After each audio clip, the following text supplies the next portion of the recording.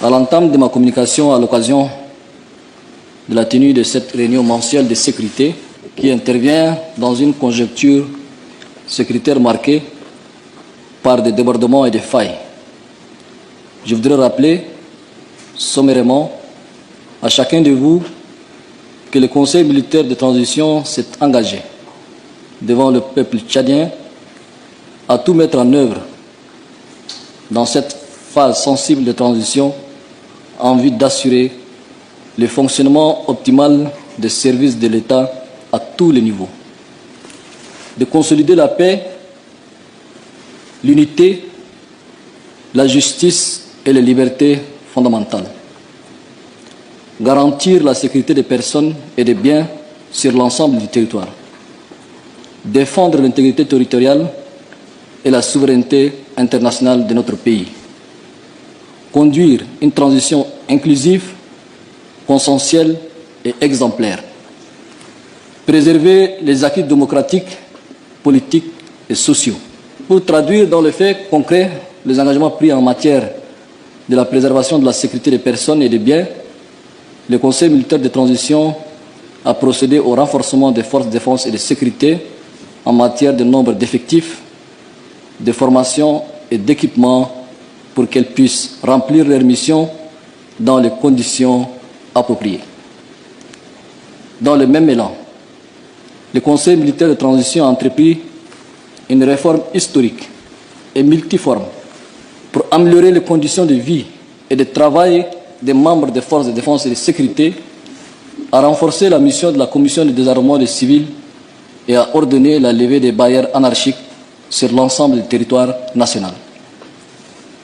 Parallèlement aux efforts consentis pour garantir la sécurité et fidèle à ses autres engagements, le Conseil militaire de transition s'est inscrit dans une dynamique de soutien en faveur de l'appareil judiciaire, de promotion de la réconciliation nationale et de valorisation des libertés individuelles en prônant constamment une politique de main tendue, de réconciliation et d'ouverture et de tolérance qui a conduit à l'autorisation de création et de fonctionnement de nouveaux partis politiques, la levée des interdictions de manifestations et de marches pacifiques, l'ouverture de l'accès aux médias publics aux acteurs politiques de toutes les sensibilités, l'accord de l'amnistie générale à tous les condamnés politiques et d'opinion, la restitution aux ayants droit de tous les biens privés confisqués pour des raisons politiques, la signature d'un pacte social avec les leaders syndicaux. Cependant, force est de constater que les efforts fournis qui ont permis la levée des restrictions imposées sur les marches et les manifestations pour promouvoir les droits fondamentaux et les libertés publiques et consolider l'état de droit sont loin de donner le résultat escompté. En dépit des efforts déployés,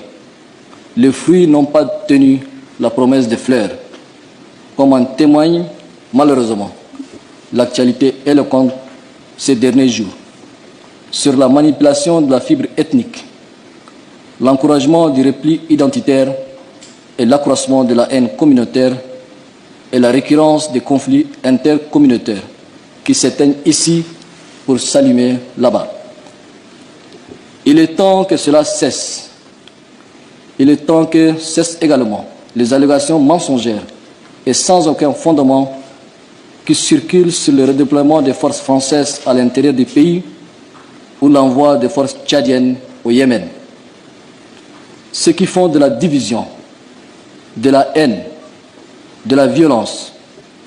du mensonge et du tribalisme un fonds de commerce politique doivent cesser. Cette pratique égoïste constitue un frein majeur à la construction d'un Tchad uni, réconcilié, fort et havre de paix. Les médias, les hommes politiques, les leaders religieux, les notables traditionnels, les acteurs syndicaux et les associations de la société civile doivent contribuer à contrecarrer le commerce du mensonge qui a atteint son paroxysme. Dans la même foulée, l'amalgame entre marcher pacifiquement pour exprimer une opinion dans le respect des règles et marcher pour causer des troubles à l'ordre public et procéder à des actes de vandalisme doit être levé. En effet, la marche est une grande responsabilité à même titre qu'elle doit être un droit fondamental. Elle doit être strictement soumise à des règles bien définies et comprises par tous. Le droit implique des devoirs. Le non-respect de règles qui définissent le droit et les devoirs des uns et des autres doit être établi et soumis immédiatement à la rigueur de la loi. Que cela soit dit clairement, nul n'a le droit de saccager les moindres biens appartenant à un paisible citoyen, sous quelconque prétexte que ce soit. Nul n'a également le droit de porter préjudice aux avoirs des étrangers qui vivent légalement au Tchad, ni à ceux des pays amis et frères qui ont fait le choix d'investir dans notre pays. Les pillages, les incendies et les troubles à l'ordre public sont inadmissibles. Le gouvernement est fermement instruit